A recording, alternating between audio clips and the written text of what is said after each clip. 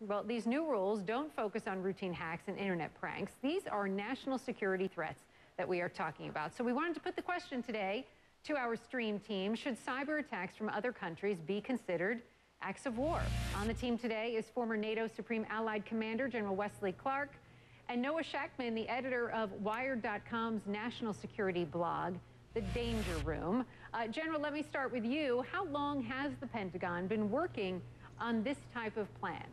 Well, we've been looking at this for more than 15 years. This is nothing new, but it is new now that it's being announced, and it's part of a broader U.S. plan to improve cybersecurity.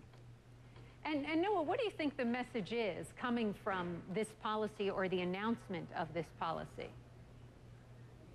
Well, the message is don't mess with us. It's treating our networks like we treat our ports or our airports. They're matters of vital national interest.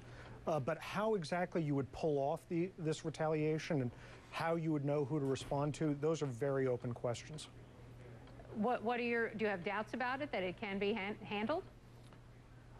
I don't know.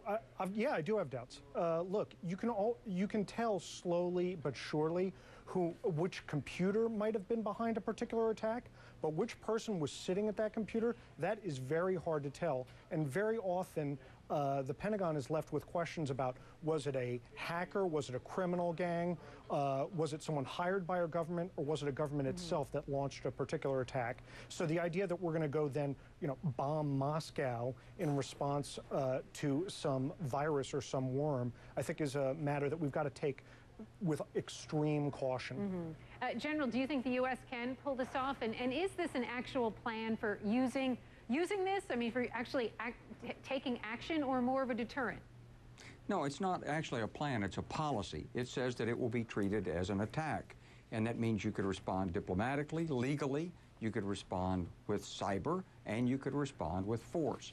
Now, can we actually do this? Well, first you enunciate the policy, then you bring together all the technology that's required to do it. Remember that we're not limited in this only to cyber detective work. We've got all the other national sources of information that would be pulled together to support a policy like this. And you may not be able to determine instantly who was at the computer and why they were there, but over a period of time and using all source intelligence, yes, I think we can do this. It may be that the best response is not to use force. But what this policy will say is that an attack is an attack, and it could be met by force. And it is a matter, first, of deterrence. But do you get the sense, General, that there's an urgency for this? I mean, we know the Pentagon, their system was attacked not too long ago. But, I mean, do you get a sense of urgency here? I do, and I think it's long overdue.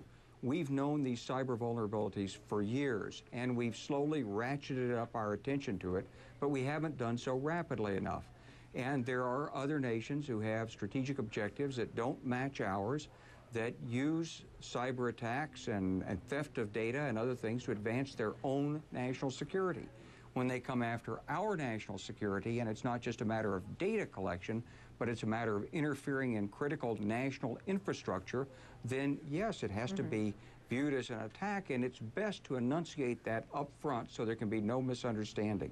Noah, I mean, do you think that enforcement like this might leave the U.S. open to physical attacks from other nations who may claim cyber attacks are coming from here?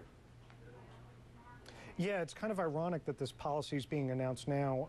Just the other day, Deputy Defense Secretary William Lynn, when asked whether the U.S. was behind Stuxnet, that's the worm that hit the Iranian nuclear facilities, he sort of gave a non-answer. But if the U.S. was behind it, according to this policy, we would open ourselves up to physical retribution. So it's something we've got to think carefully about. That said, I think the General is right on, that we've got to announce a policy that, our networks, shouldn't be messed with. The question is whether the way they're going to be messed with some big catastrophic attack, some big attack on our network, or the slow theft of our intellectual property, of our bank account numbers, and of our money. To me, that's what seems to be going on here. And I think that we need to pay more attention to that sort of low, slow taking away of our money and property rather than this catastrophic hit. All right. Interesting discussion. Thank you, Noah. Thank you, General. Appreciate your time. Thank you.